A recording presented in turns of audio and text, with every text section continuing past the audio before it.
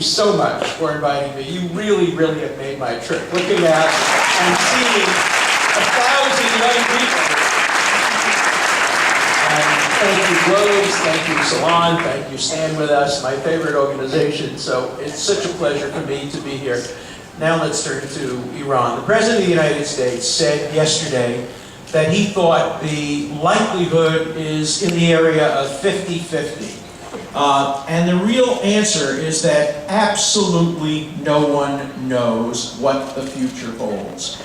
We don't know whether the new smiling face of Iran, President Rouhani, represents in any way a change in the Supreme Leader's attitude. We don't know whether he was just sent to be a smiling face as a cover for the old philosophy of wiping Israel off the map and using nuclear weapons, not only as a sort of Damocles over Israel, but as an umbrella for increased terrorism by Hezbollah and other surrogate organizations, as a way of trying to frighten Israelis into making Yerida, leaving Israel, because nobody wants to bring up their children in the shadow of a nuclear weapon. We don't know. And I'll tell you the deep, dark secret: the President of the United States doesn't know. The Prime Minister of Israel doesn't know. The Mossad doesn't know. The CIA don't know. We are operating in an area of uncertainty and probabilities. And my view is there's no rift between Israel and the United States. There's a disagreement.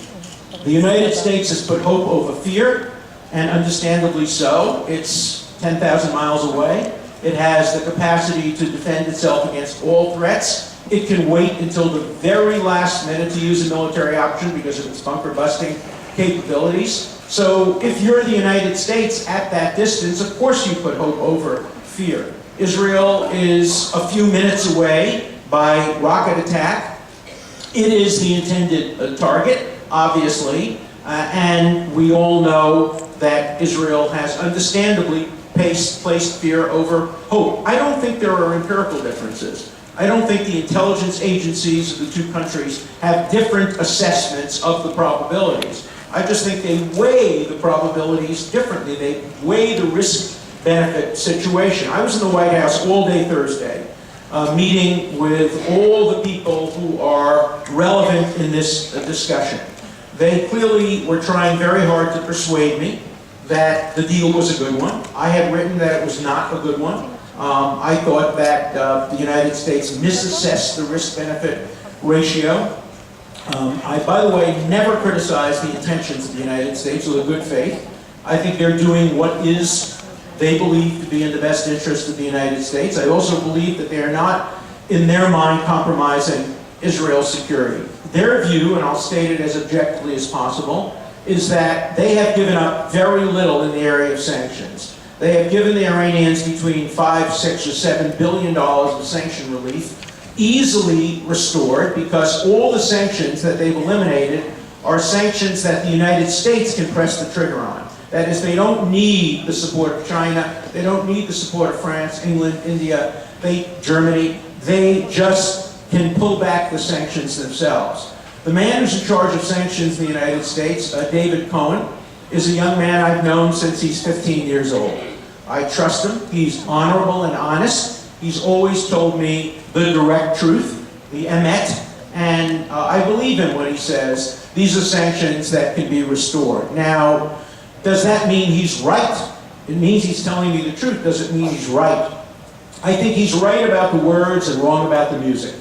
I think the words are good words, but the music, the message this has sent to Iran is that this is the beginning of the end of the sanction regime.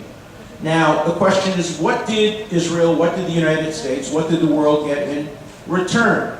My view is not enough, but if it turns out after 6 months that we can make a deal, that we're on the 50 good side rather than the 50 bad side, it will have been a risk worth taking.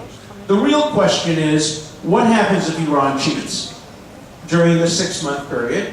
What if it continues to develop? For example, we know under the agreement it can continue to develop nuclear missile technology, that is, the missiles capable of flying the nuclear weapons. Now you have to ask yourself the question, why would a country that has said, we swear we're not interested in developing nuclear weapons, we're only interested in developing isotopes. You don't need rockets to deliver isotopes to medically needy people. The only reason you need rockets is to deliver nuclear weapons. And so I think the deal should have included a complete termination of any rocket building that has implications for nuclear programs. I think it should have included a much greater restriction on the development of nuclear capacities that are transferable from the civilian to the military. But in the end, it may work. It may work. The problem is, you can never redo history. I'm taking too long, but this is a very serious question, so I'm going to take another couple of minutes on this. I want to give you an analogy from history. Let's assume that Winston Churchill had been the Prime Minister of England in 1936, 37, 38, in the run-up to the Second World War, instead of a Chamberlain. We know that Winston Churchill would not have accepted the deal of giving the Sudetenland to Czechoslovakia for the promise of peace in our time. We know he wouldn't have done that. We don't know whether he would have done what Goebbels, in his diary, said he expected the British and the French to do, that is to attack Germany because it was in violation of the Versailles Treaty and not allow it to become the greatest military power in all of Europe, in fact, in that time, probably in all the world.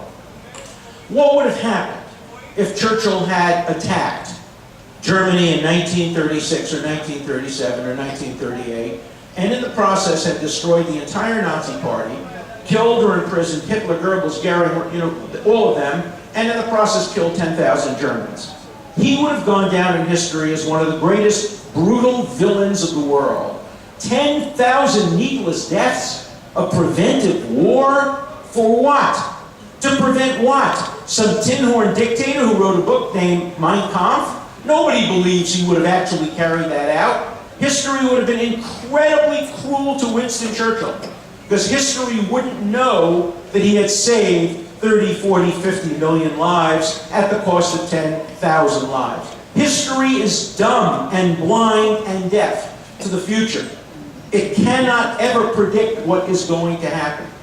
And so we don't know what the costs and benefits are. If the deal were not made, we don't know whether or not the costs would be Iran moving more quickly to nuclear development. We don't know what will happen if the deal goes through. We are making decisions, probabilistic decisions, in the face of uncertainty. And that introduces the major theme that I hope you'll ask me more questions on, that I really want to focus on. When it comes to the Middle East, the discussions tend to be black and white, abstract, taking sides. There is very little nuance, very little recognition of the complexity, very little recognition of the probabilistic aspect of decision-making theory. Name-calling is rampant. This is just like, or everybody is just like. Analogies are made that are false analogies. I know I made an analogy myself just now to what happened in the 1930s, but I use that only as an illustration, not as a point of advocacy. And so I think we need to introduce a recognition. These are complex and tough decisions. Don't attack the motives of the American administration, and don't attack the motives of the Israeli administration. They're both doing what they believe is right, and they're both making assessments that are within the reasonable range of probabilistic determination. Only time will tell who is right and who is wrong. The key point is to minimize the risks of being wrong, to make sure if you're wrong, it's retrievable, and to also make sure you have a plan in the event it unravels, which is why I think we should stop condemning the plan at this point and move forward and see how to turn the plan into a win-win advantage for Western democracies, for people who seek peace, and for people who recognize the risks in Iran. Now I think Israel and the United States ought to work together to get the best possible deal, and I think that is actually happening. Let's hope then that that deal works.